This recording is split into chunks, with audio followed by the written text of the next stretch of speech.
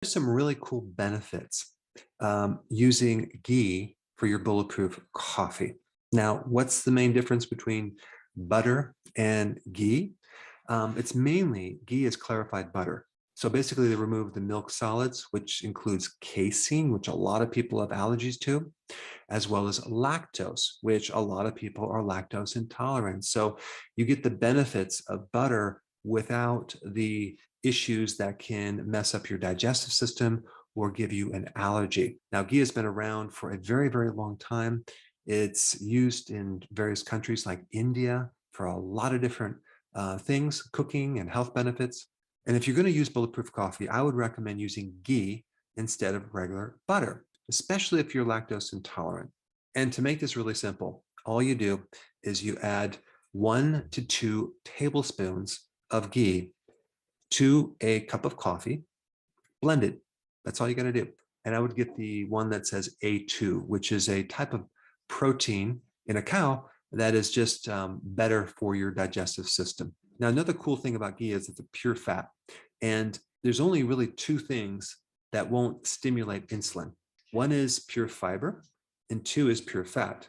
Now, of course, this is in addition to being on a low carb diet. But protein can stimulate insulin, carbs will increase insulin, but fiber and fat will not. So we get the benefits of keeping your insulin low. Now, let me just go through really quickly some really cool benefits of ghee in your coffee or ghee just in your foods, cooking with ghee.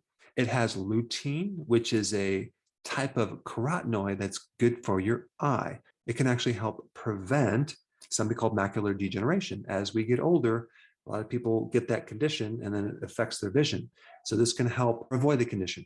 Ghee also dramatically decreases your appetite, so it'll allow you to fast longer. So this is another very powerful benefit because the longer you can fast without food, the better your health is going to be. Now, the other really cool thing about ghee is that it has all of the fat-soluble vitamins. It has vitamin A, it has vitamin D, it has vitamin E, and vitamin K2, which is a very important fat-soluble vitamin to keep calcium in the bone and out of the arteries and out of the soft tissues like your joints. And also ghee has a digestibility ratio or percentage of like 97% compared to other fats that are not digested as well.